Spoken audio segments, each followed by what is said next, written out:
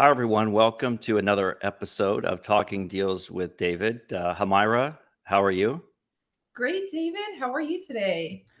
I'm doing good. I was really excited about this. I know we've thought about doing something together for a while, and so when your book came out, it seemed like a perfect opportunity to get together. Definitely. I've been anticipating this, although I was just saying it sounded like a really good idea the first time around when you said live. Today I was getting a little jittery. It's totally true. I think I told you when I first heard about these LinkedIn lives, and I don't know what it actually will play into your book and your path being sort of an unconventional journey. And I've been writing a little bit about that on LinkedIn. But to me, it was sort of a similar feeling. I saw these LinkedIn Live as an option. Um, I've been doing some videos and some other things, and then somehow I found myself with that countdown all by myself on the first live stream. And I think I talked for maybe 35 minutes or something like that with no one else and just me live streaming. I was thinking as that thing was ticking down, that's either the shortest countdown or the longest countdown that I've ever seen. And it just, when it goes up, you just have to start talking. But it's been a really fun thing, and I'm super excited that you were able to do it and that it worked out with your book too, because I think it's just it's an awesome, inspiring story of what you've built and done over your life. And so hopefully people will find that interesting too. Yeah, well, thank you, David. Yeah, and I'd like to ask if it gets easier doing these live since you've done quite a number of now. Well, I think it does get a little bit easier. I'm certainly used to that countdown a little bit more, but no, it's always gives you that rush of exhilaration. But I can remember from playing sports and or even negotiations, going in a boardroom, presenting, when there's a very significant transaction. If you don't have that sort of anticipation, a little bit of nervousness, some butterflies in your stomach, in my mind, I always think it's time to retire. That's not, that's not the place you want to be. You want to have that energy level and sort of a little bit of anxiety and nervousness about it that shows that you care and want to do the best that you can. So yeah, I do think it gets easier, but you have to tell me after we're done how it went. Well, you brought back a lot of memories about being in a boardroom and doing negotiations. It's true. Well, I mean, that is a whole another story. But no, what I'm really excited about today, and it's a little departure for me, I think, and you and I were talking about that a bit last night. I always try to push things into the M&A world, um, and you have that background being a cross-border lawyer, really a global lawyer doing international transactions. So I guess I wanted to start kind of with that. What sort of prompted you, propelled you into law, and more specifically, this practice that really spans cultures, geographies, and sort of has that global flavor to it. Yeah, it's kind of a long story. I'll try to, summarize it. But I was an undergrad at American University, and for as long as I can remember, I was pre-med. Even in maybe middle school and high school, I always knew that I wanted to be a medical doctor. I worked in a doctor's office. I aced my science classes, and I even did nursing when I was in high school. I got a nursing degree while in high school. I majored in biochemistry. And a lot of people I think somebody the other day asked me, did you not like organic chemistry? Was that what it was that made you switch? And she said because she's a scientist, and she said that that's usually what breaks people getting into med school. And I said, no, I am absolutely crazy. I loved organic chemistry. Maybe that says something about how I think or Probably right. what's wrong with me. Yeah. But it definitely wasn't that. I loved science, but I was a student at American University at a time when September 11th happened. And I had always been very active on Afghan issues, even during a time when nobody seemed to care about Afghanistan or even know where Afghanistan was on a map. Even sort of in our own diaspora community here amongst refugees, a lot of people really weren't involved on Afghanistan issues. So what happened is on campus, as a science major, getting ready for my MCATs, I kept getting pulled into these issues because I was sort of dubbed an expert at that young age. There just wasn't a lot of people in Washington who knew much about Afghanistan at that time.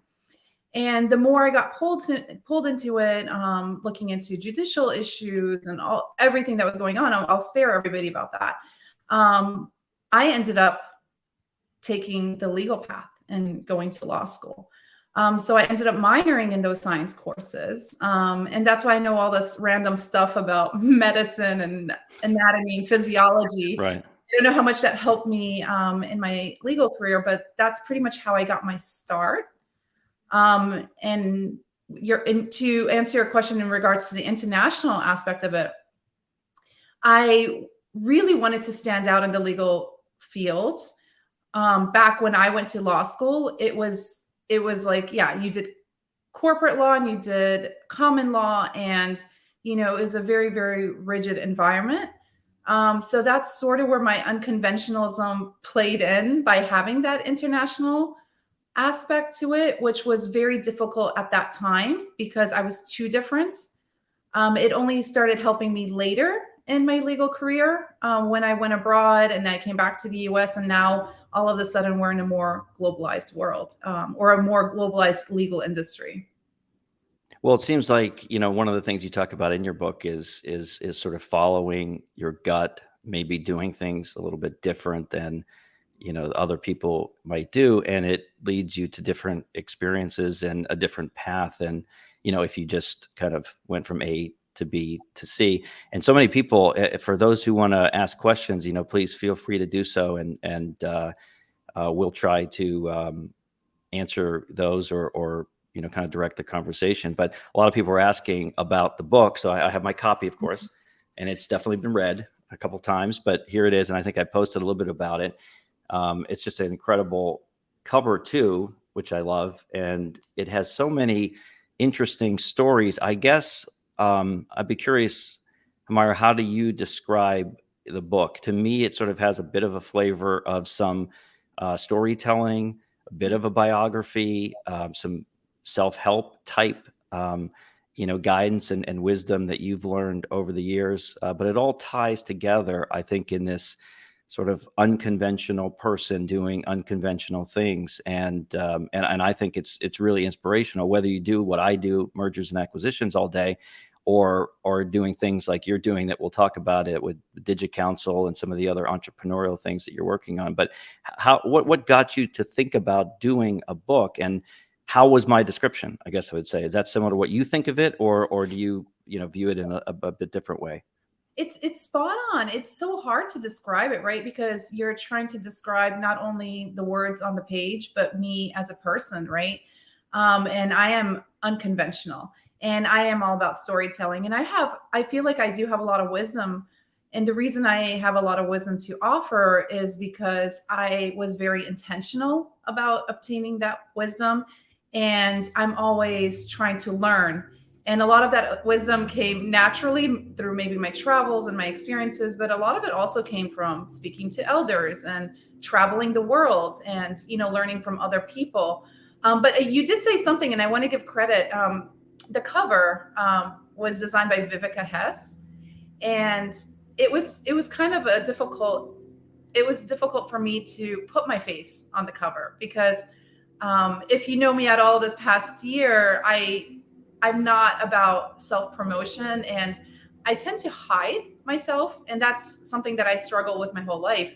But Vivica really helped me, come to terms with, no, this is about what you have to offer. We need to put you on the cover. So the cover design goes to her.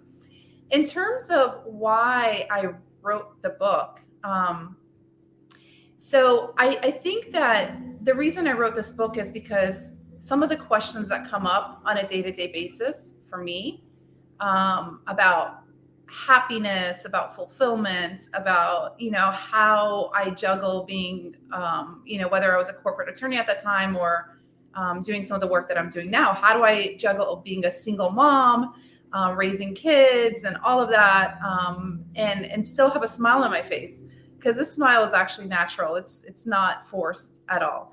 And these are questions that I've gotten sort of my whole life. And I was like, why don't I just put this on paper? Perhaps, this could actually help somebody who's reading it. So that's kind of where it came from.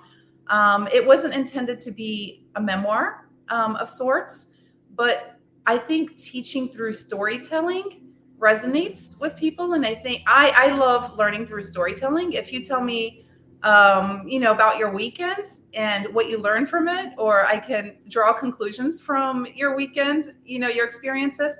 To me, that's better than just giving me sort of bullet points as, based on research or something. Yeah, well, one of the things, and I'll just give a shout out to Vivica also. I think I remembered I think I remembered that you were working with her on the cover, and then when I saw it in the book, I was really impressed with it. But she's terrific and has been really helpful. Kind of from the earliest time of kind of my journey.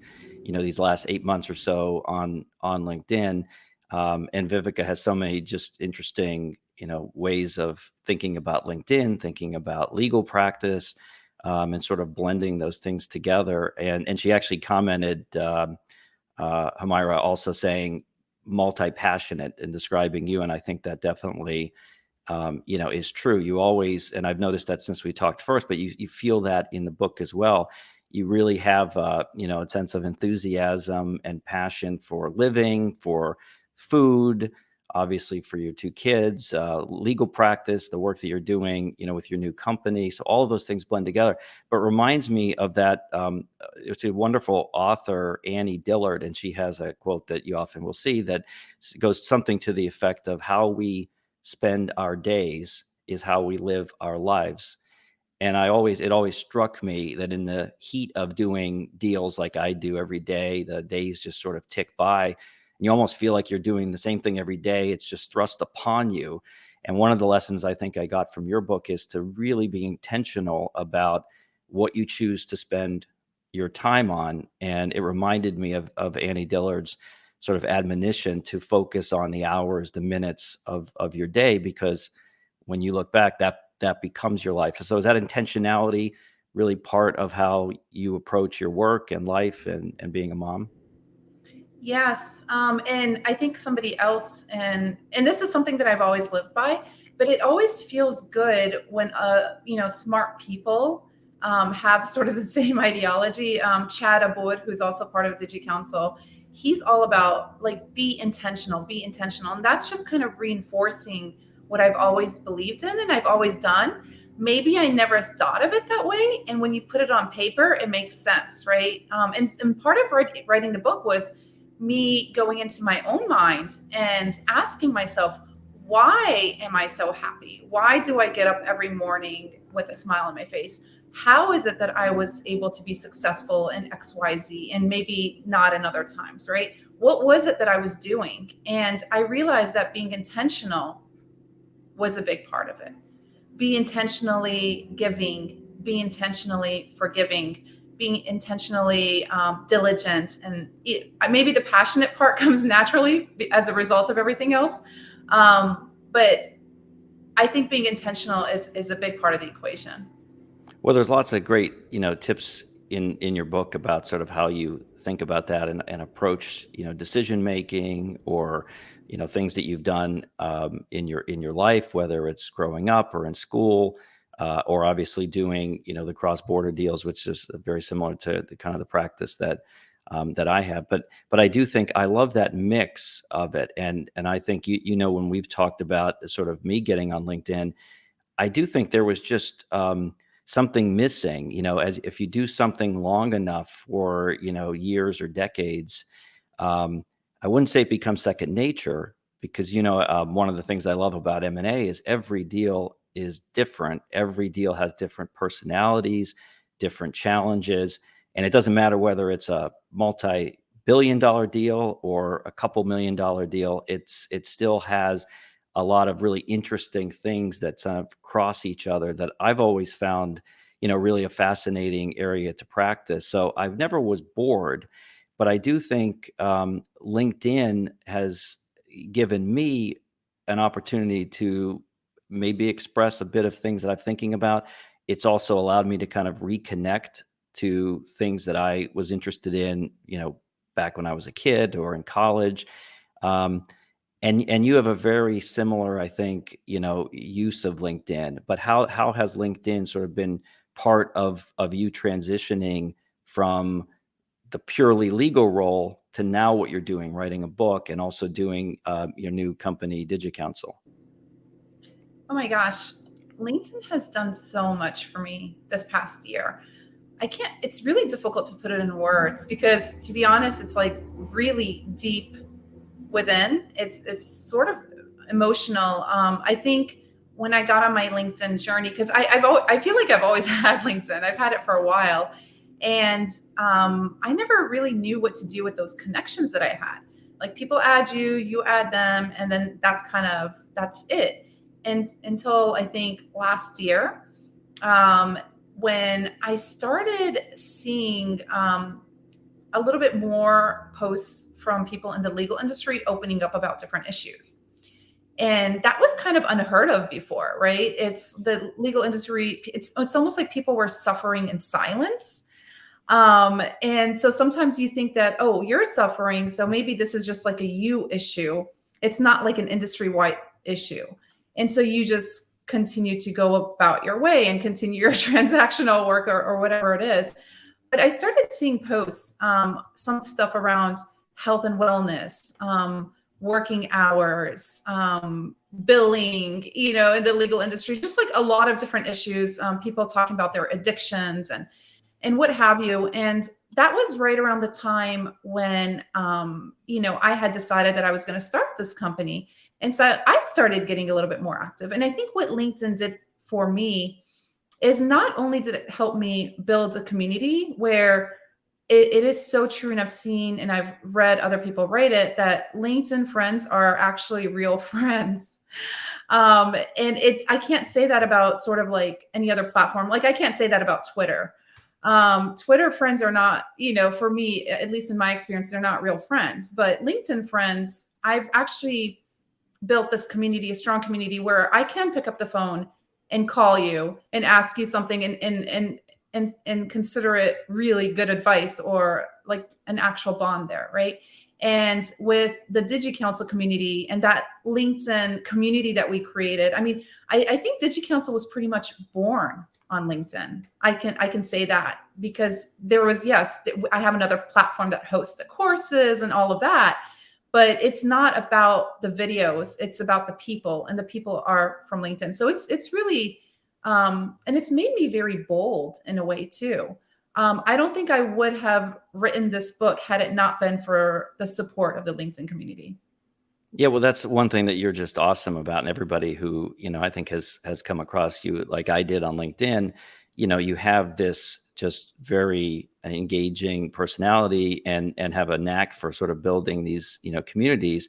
Just seeing how many people jumped in to help with DigiCounsel, showed that. And when you did your launch, you could see sort of the love and support that you had for that. But let me, I guess, talk about that. So you and I think, share similar view. To me, we're seeing so many developments with generative AI, like Chat GPT as being one of those, that we're looking out and thinking, what is this going to mean if you're an M&A lawyer like myself, or if you do other kinds of law, or even if you're in related areas. And there's a lot of interesting things happening, that I think we'll have to follow and be actively engaged with. One thing you can't do is ignore it. But one of the areas I think that people can really distinguish themselves, and, to use your kind of phraseology, be a bit more unconventional, is, instead of siloing deeper, find more interconnections between things that don't on the surface appear that connected. That's what I do a lot, or try to do on some of the postings that I do on LinkedIn. And I feel that through what you've done with DigiCounsel, where it's, I don't know if it's more the buzzword of the day. It's an upskilling type platform where lawyers principally can go, and almost, it's like a Netflix type approach. You're getting a much more engaging platform for learning new things. But you don't just stop at sort of the hardcore legal stuff. Like, we did one on mergers and acquisitions, but you have all kinds of different people with all kinds of different perspectives, and it's really an awesome way to learn new skills and find areas that you're interested in, and a very practical, sort of pragmatic thing. But maybe tell us a bit more about that in terms of why you were thinking DigiCounsel was a good idea, and what you've been doing with that platform. Yeah, it's precisely that. I think it was Flo Nichols who described it as the Netflix for legal resources. So it's supposed to be a streaming platform. Of course, as a startup company, there's a lot of issues that we're facing. I can't get the interface to look like Netflix, but we'll eventually get Right. there. They still look like you're clicking on courses, but I think that's kind of beside the point. The reason I put this together is initially it was only supposed to be upskilling, right? I started my first courses actually before DigiCounsel was even born. And this was like 3 or 4 years ago. It was while I was a general counsel, while I was doing mergers and acquisitions, while I was doing cross-border deals.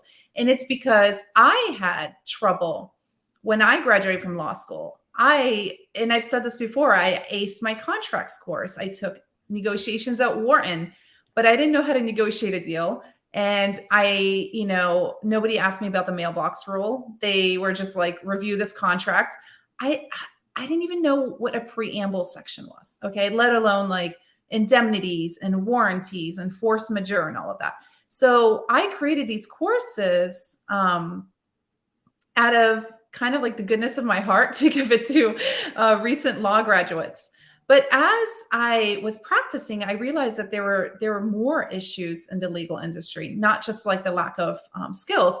And then I also realized that, okay, well, I'm providing this contracts course and I'm providing a privacy law and data protection course. But what about all the other areas that I'm not an expert in, right? So I put on my journalistic hat in a way. And I interviewed you, and we had conversations on mergers and acquisition deals that are much more complex than the deals that I was used to, right? And I spoke to doctors about how can you actually be healthy when, most of the lawyers that I know, they can't take off 2 months time to go to a yoga retreat, right? Or they don't have enough time to cook throughout the day because they're working long hours. I took a very cross-disciplinary approach, not only on like the health side, but even on the financial aspect side, right? In law school, we don't learn about how to do valuations. But I had to deal with valuations as an attorney. So I brought on Damon Pistulka to talk to us about valuations. He's a financial expert. He's not an attorney. So I think doing the cross-disciplinary approach, I don't think AI where we are today can replace any of what I just talked about right now, because that requires a lot of digging in. That requires a lot of actual experience, not just sort of experience, textual or data experience.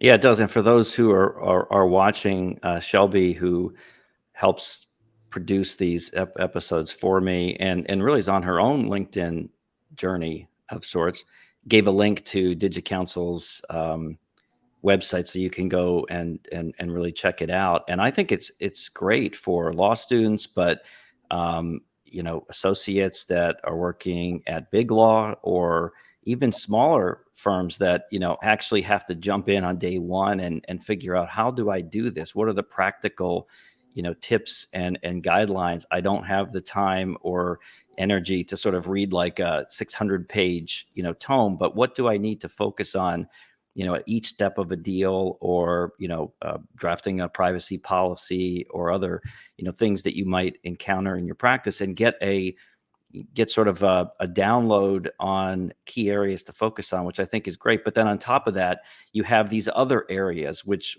make you more well-rounded, give you a wider perspective. Do you think that flows a bit from your experience growing up as the daughter of Afghan refugees? So that sense of seeking, learning, is there a connection that you can see there in the work that you were doing to bringing DigiCounsel to life? Yeah, I'm still trying to piece that together and try to understand myself and sort of my experience and the refugee experience. So, I grew up because it was a refugee experience, but it was also, we were from a political family. So I grew up to, people at my house in our small apartment in Alexandria, Virginia, deliberating complex issues from when I was about 2 years old. And my mom's mentality and what she kind of passed on us was always, don't victimize yourself, right? You can become whoever you want, whatever you want, despite what obstacles you might have. And we all have obstacles, whether it bypasses the color of our skin, our creed, whatever it is. We all have obstacles in our own way. So I was always somebody who, I grew up watching Bollywood movies, for example, right? I didn't speak Hindi, but I grew up watching Bollywood movies. And because of that, I learned the language. And my family had always wanted me to travel. So, of course, traveling to different parts of Europe, traveling to different parts of the US. I think all of that had an impact on who I am today, and that sort of cross-disciplinary outlook that I have on life. And even that's how I approach deals as well.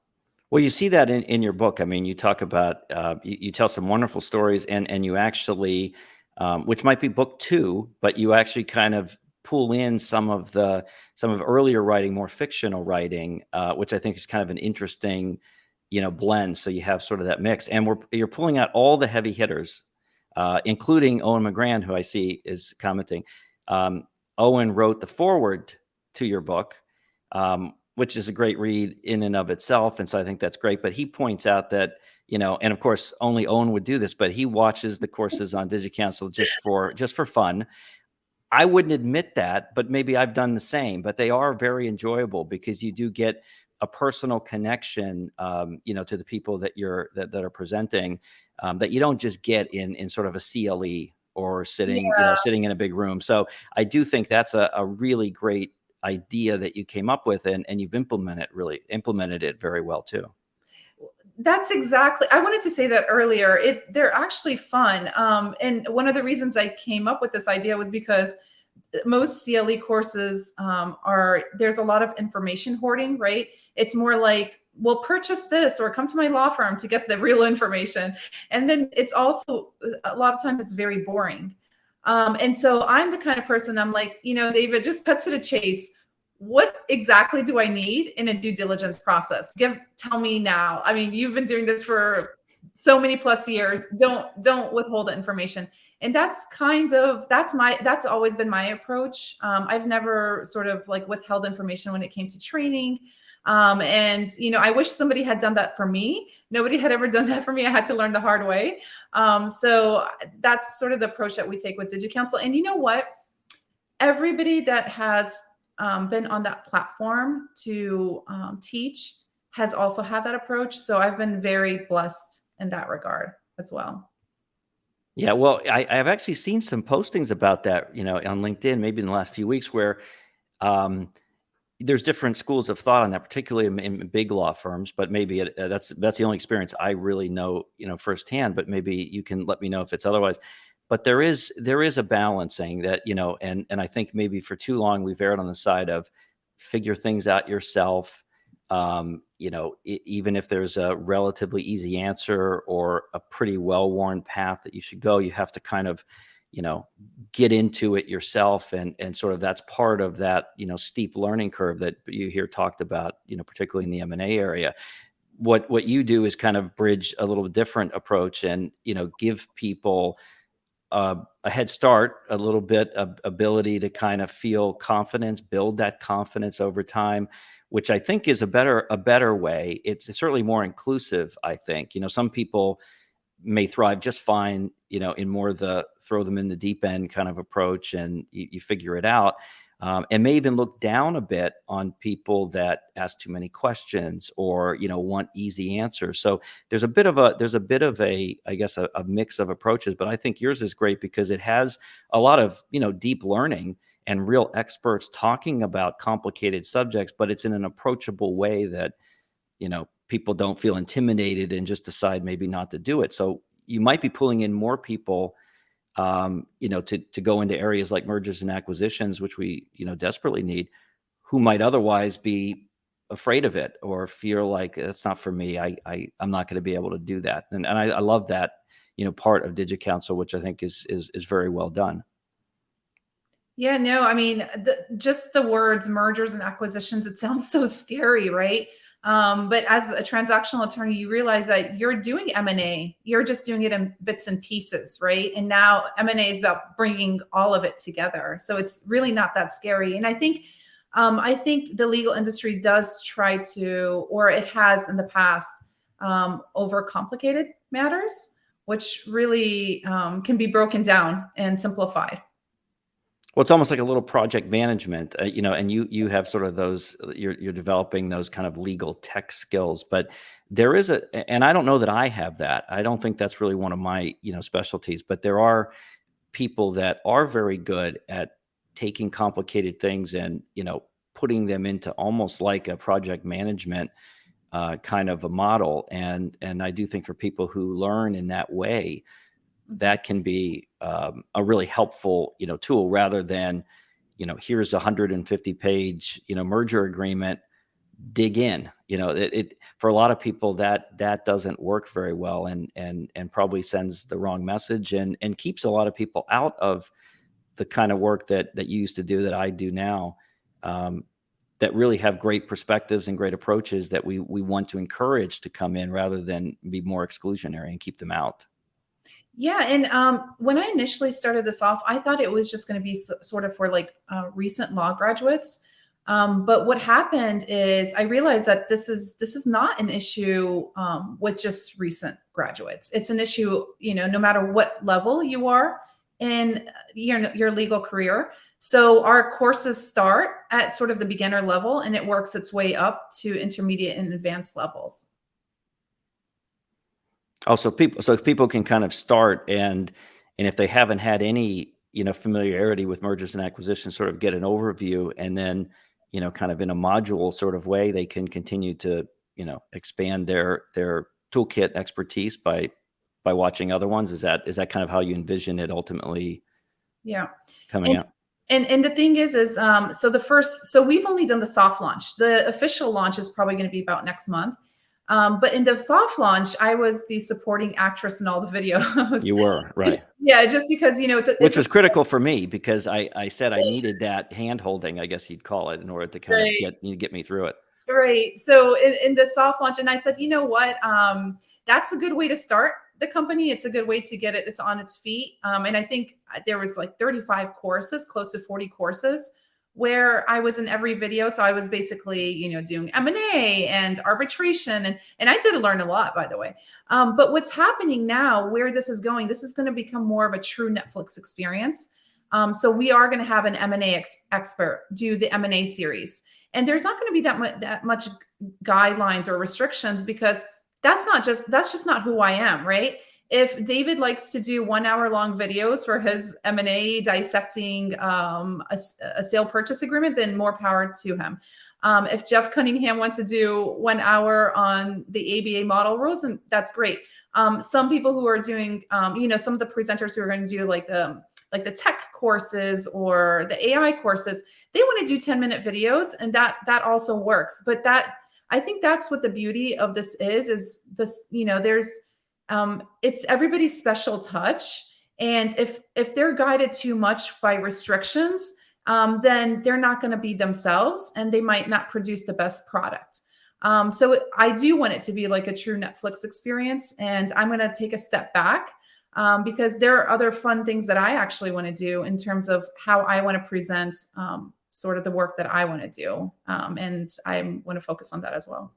Yeah, well, you can't. I mean, you have to be able to, do other things, and I love that initial approach, and it's what kind of got me excited to do it because it was a conversational, sort of approach, and for those introductory, sessions in particular, I think that works, really well. It allows you to almost feel like you're part of a conversation. But as you get into the more, advanced or more technical areas, then I think having more structure around it, letting people kind of design their own courses is really, an interesting way to go. Your book is titled A Lawyer's Unconventional Path from Cross-Border Transactions, doing it from memory, to Inner Peace. Yes. And I really love that. But what does it mean? Because to me, that really, everybody likes to think of themselves sort of as unconventional. At least I think some people do. But we're in a very conventional, I guess, profession. Law tends to have, very rigid ways of doing things. Um, how do you think of being unconventional, and what does that mean to you when you say that you sort of have an unconventional journey, and you've taken an unconventional approach to your life and to work? Well, maybe it's like the chicken and the egg, right? Maybe I'm not as unconventional as I or others make me out to be. Maybe the issue is that, kind of like what you said, the legal industry is too conventional, right? So maybe it's the other way around. For me, it's more about I'm just myself. And the path that I took in sort of like the legal sphere and my legal career, it has been super outside the box and less rigid. And so that's why I appear to be very unconventional. And perhaps I am a lot more unconventional compared to a lot of my surroundings as well. People have pointed that out to me since childhood, not just like my legal career, but the fact that I studied civil law and common law as an American attorney, not as a foreign attorney, right? Um, I traveled to Kyrgyzstan to do part of my legal studies. I did energy law. I had to focus on energy law and corporate law. But at the same time, I was doing a lot of human rights work, and I was trying to look for that intersection between human rights and I don't like the word. I don't like, and I say it in the book, I don't like the term human rights anymore as much as I used to, just because it's been misused over the last decade or so. But a lot of the work that I did, I was working for causes that were anti-trafficking. I received congressional awards for some of the work that I've done for women in Afghanistan, for example, right? And a lot of times you don't see corporate attorneys doing that, right? And I intentionally chose to do corporate law. I could have done human rights law. I could have been in the tribunals. I could have tried cases like that. But I really wanted to combine what my good skills are, right? I was always great with transactions. So I didn't want to put that on the back burner just because I'm also passionate about justice. So I think that was sort of or deemed as unconventional in our field. But it's helped set me apart. And I feel like I always got noticed because of it, or later, at least later in my career, I got noticed because of it. And I think it's a good thing.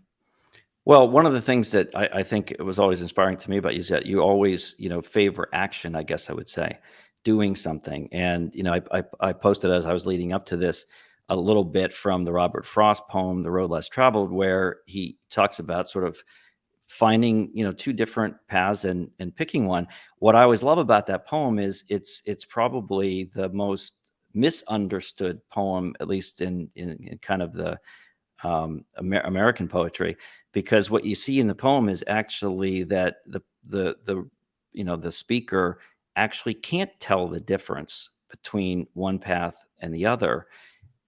He simply picks one, maybe intuition, which you talk about, or gut feeling a bit in your book, and then travels down it. And then what we learn is years later, in going back and sort of retelling the story, he or she comes and says, well, I picked the one less traveled by, and that's made the difference, with the idea that, there's a boldness of that. But in reality, in the present, wasn't able to really tell that, and just picked one, but moved forward. And I think in your book, you talk a lot about that, about instinct, gut feeling, movement, doing things intentional. We talked a bit about that in the beginning. How have those concepts sort of defined your approach to life and work and being a parent? Well, it's not easy, right? Because as you were kind of describing it, I had flashbacks, right? And it's usually sometimes you have to justify, right? Because people are used to seeing something. They're used to you or typical attorneys doing it XYZ, right? And so now you want to venture off a little bit. You want to do something differently. So at times when you're traveling the unconventional route or the road less traveled, you might find yourself in a situation where you have to justify, you have to fight for it, and that could be difficult. Me choosing to go to Kyrgyzstan, for example, to Central Asia for law school was not something that came by easy, right? A lot of American students who go abroad to study, they might end up in Spain or in London or somewhere like that. But not a lot of people are saying, well, I'm going to do part of my legal studies in Kyrgyzstan. And, but I think every time I made that decision to take the road less traveled, as long as it was moral, as long as it was grounded in my values, I think it always worked out. And sometimes it's not apparent at the moment, but in retrospect, you see like, wow, I did that when nobody else did that. And and this is the good that came out of it. And it's hard to see the good that comes out of things until sometimes in hindsight. Hindsight is always 2020, right? But at the moment, it's you're taking a risk. And that was another part of my book, right? About taking risks. Well, And I if think a lot of that comes it sounded like and again, it's not a biography per se, but there's a fair amount that you're able to get when you read your book, not only from the actual, chapters in the book, which by the way, I love because they're short, they're digestible. You can sort of, bounce around a little bit if you wanna, explore a certain topic and then come back to others. But you also have that fictional, narrative, kind of interlaced throughout the book, which I thought was very good. And I realize that's not purely biographical, but has some some poolings from experiences that you've had. Um, but is some of that again maybe experiences from your dad leaving Afghanistan, coming to the United States? That certainly feels to me like a lot of experiences with people that came to America, especially in a refugee type context where you're facing potential violence, threats, other things to your safety and your health. Do you think that has been sort of an inspiration in how you've kind of guided your path through life so far? I think it's very emotional for me, to be quite honest, because when I said we come from a political family, my father was persecuted. He was in prison for 2 years. They lost everything coming here. But what I saw in him was a constant fight. He didn't just come here and then forget about his values and what he stood for and his country and his people. He was constantly fighting. And that's what I was exposed to from a young age. And we talk about going from rags to riches. I think it was the other way around, right? Going from Right. riches to rags. But what I learned from him was that none of that really matters. And resilience means, yes, of course, you can be happy probably when you're living a very comfortable life. But can you be happy and find meaning in life when you're living, when everything around you is uncomfortable, when you're suffering, when you have to try harder, when you're trying to think about, how to put food on your table for your children, but at the same time, you want to fight for a cause back home. And I think I learned so many lessons from him because they did go from riches to rags, right? And he said, none of it matters. At the end of the day, if you want to be happy, you can be happy. And it doesn't matter whether, you live in a small apartment that doesn't have the amenities that you're used to, or if you're living in a luxurious life.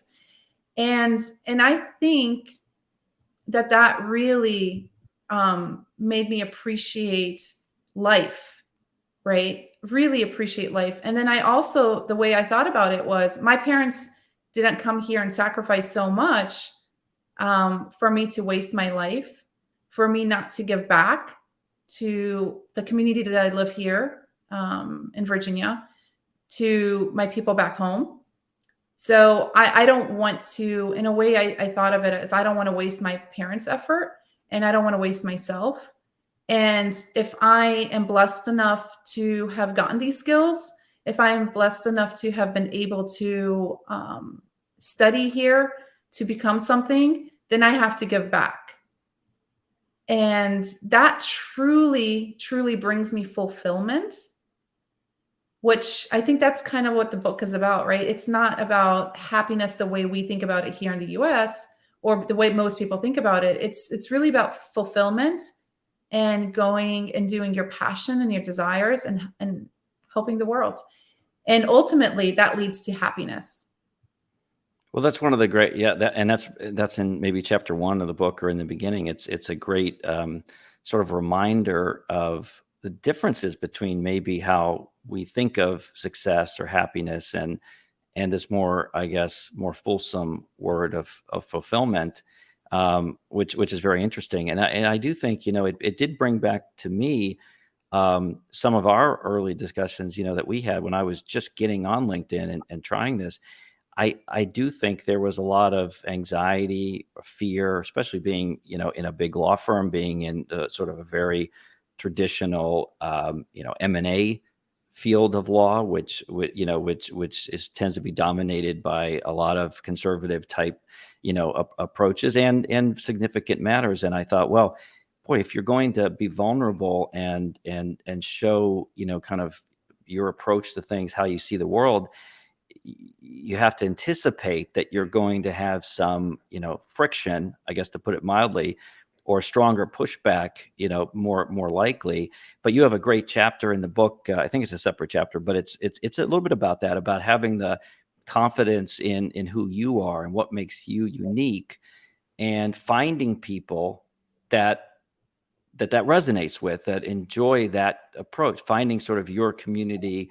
And LinkedIn is a great way, at least for me, to do that. I'm sure there's many other ways, but I think that's been one of finding people that, like what you do and how you approach the world and your work.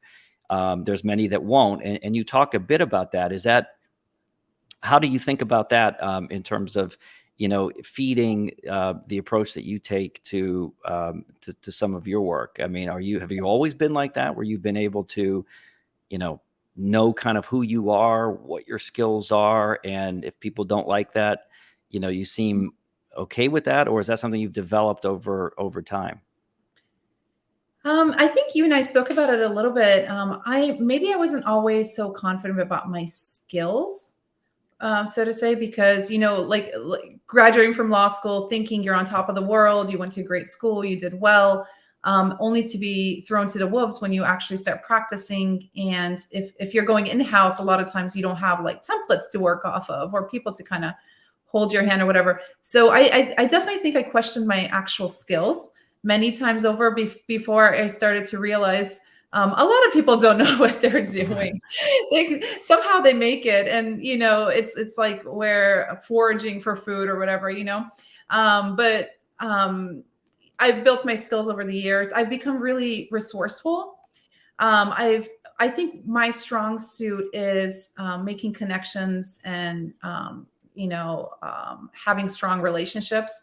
So if it was a strong relationship with the CFO, I was always able to sort of navigate that financial world. If it was with the sales department, I was always able to sort of take the sales lingo, and understand it, the commercial aspects and things like that. So even though I might not have had the skills, I always knew how to get by and get by with excellence because of my dedication and because I knew how to piece things together. Um, in terms of myself and who I am and my values, I think that I've always felt very strong about that. And I don't know where it stems from, probably from, a strong upbringing. and my own sort of travels around the world, and my sort of observant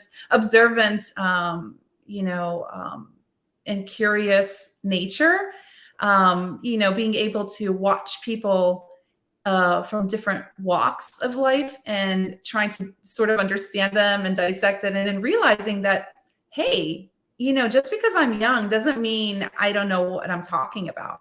And doesn't mean that I don't have that wisdom or whatever. But I think I'm in a place in my life where I'm 100% very confident of who I am as a person, what my beliefs are, what my values are, what my morality is.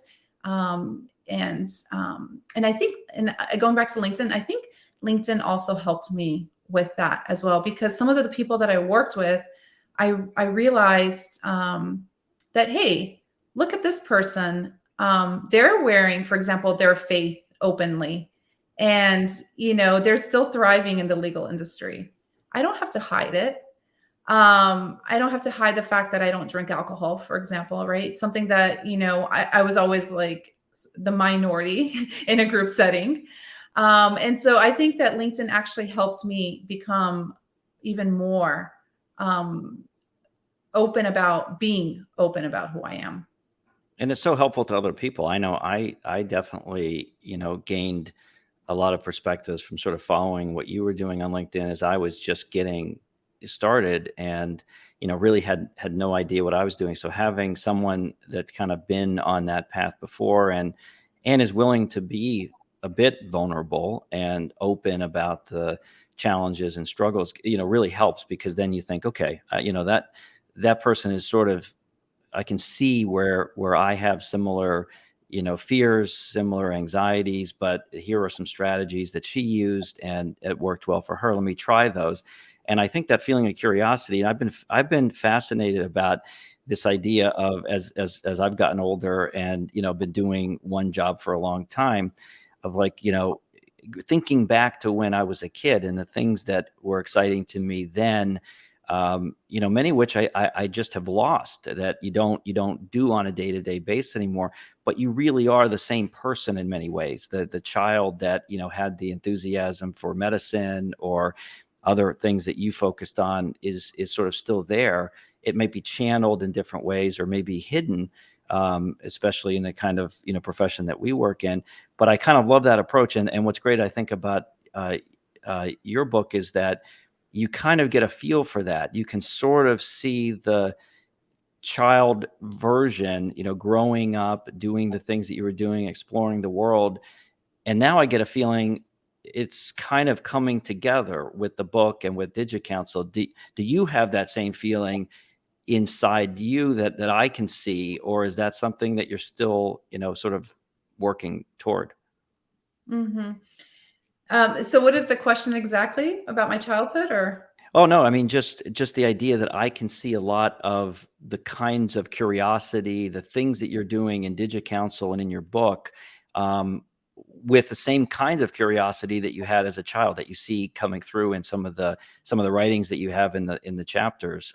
Do you feel like you're kind of the same person, but that you're putting things together with DigiCounsel, with your book, and sort of drawing those parallels, as you kind of move through your life from childhood into school and work, and now doing your entrepreneurial things? Yes, in a way, I do, because especially being bogged down in the legal industry, and I don't say that in a very bad way, because I'm glad I went through what I went through in the legal industry. I'm glad I had those in-house positions. I'm glad that I did a lot of the transactional work and a lot of the grunt work and all the learning, and being even in a rigid environment, because it gave me the skills that I need. Mm. But I think what's really changed is that mindset that your dreams can actually become reality, and you can make it what you want to make it, right? um you'll hear attorneys saying, yes, in 10 years or in 5 years I'm going to start my own law firm.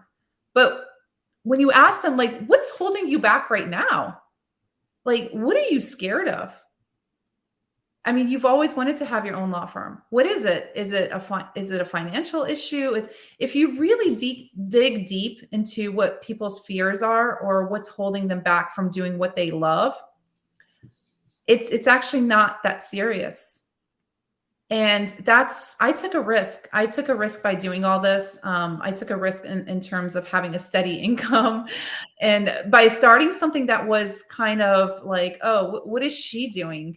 What is that? Is that a legal tech company? Again, taking the unconventional route.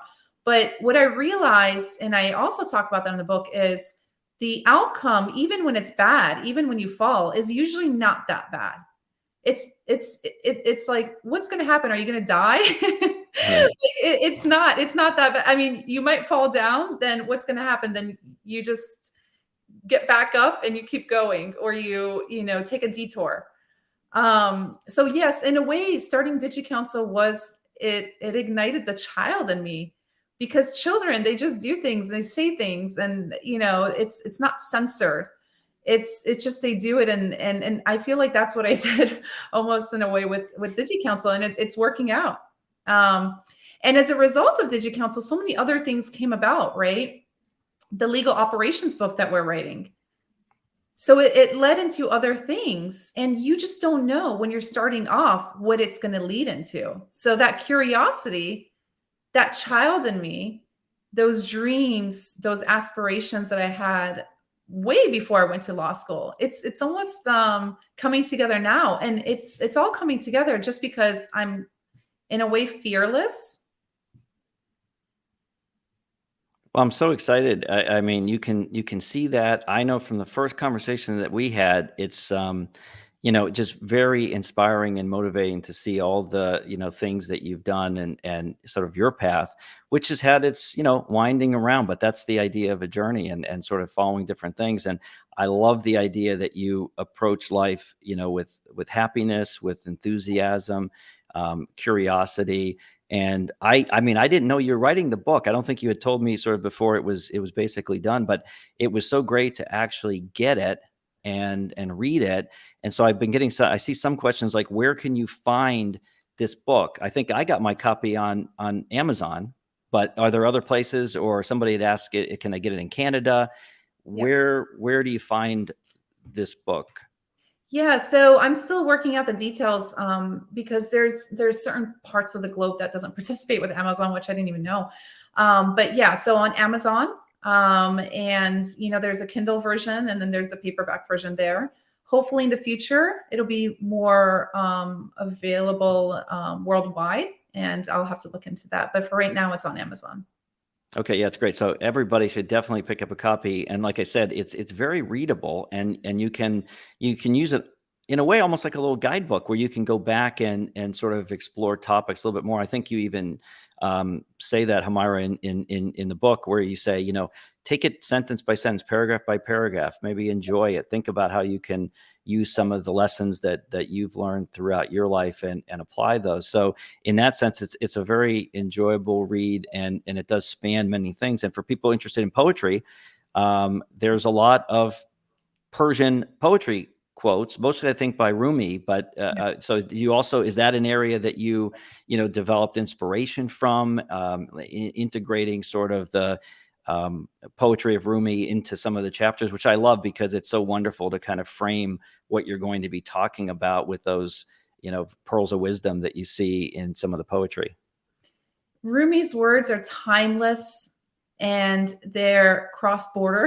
It's like my cross-border Definitely. transactional work. It doesn't matter what century you're in or what part of the world you're in, you can relate to Rumi's wisdom. And I think he's the most read poet in the world, and most people don't understand or know that he's actually from, you know, my part of the world, or from Afghanistan. Yeah, I mean, it's beautiful. And I told you, I had, I think, first come across Rumi maybe back in college. And it was just, you know, eye opening. It almost feels like a bit of the modern personal development kind of writings, but from the 12th century. So he was well ahead of, his time, but it's beautiful writing. I always remember the one, when you're feeling lonely, there's no reason to be lonely because the universe is inside you. And it really connects, in a way with kind of modern science and all of the things that he wouldn't have necessarily been thinking about. But I love having that spiritual connection. A lot of people are asking me, how do you have inner peace from M&A, transactions or cross-border deals? But I think that's what you're getting at, that those can be very challenging areas with high degrees of stress and anxiety. But by focusing on your health, by focusing on some of these spiritual aspects, whatever your faith, may be, gives you that added strength and perspective that you just bring out. And so I'm so happy that you were able to, give that to me and to everyone, through writing your book. I do want to emphasize before we leave that a lot of other people might say, well, you have to leave the M&A world. You have to leave the legal industry. No, you don't. My happiness was before I left the M&A world or I left the cross-border transactional world. And if you want to leave it, that's fine, because there's so many things you can do with a law degree, right? But you don't have to. And you can thrive not only, by the modern day definition of what successful looks like, but also your inner self. Well, it's a great way to end. Humira, thank you so much for coming on to a Talking Deals with David. Maybe a little less deal specific than my usual fare, but I think really amazing. And so many people, I think, joined in and hopefully can watch later. But for those watching, definitely pick up Humira's book. Check out DigiCounsel for all kinds of just super fun, as Owen McGran said, interesting topics and sort of a great way to pick up on new things. And definitely be interested in following, Humira, what you're up to. And thanks also kind of personally, because like I said, I think I just really felt a connection with you and the work that you were doing. And it's been great to see, kind of how that has unfolded with all the great things that are happening in your life. So I really appreciate you coming on. Thank you so much for having me, David. Always a pleasure. Thank you. Okay. Well, thanks everybody. And I think the next time we'll be back talking about negotiations or something else on my next Talking Deals with David. So thank you, Humira, again. And thanks everyone for joining in. We appreciate it. Have a good day. Bye-bye. Okay. Bye. See you, everybody.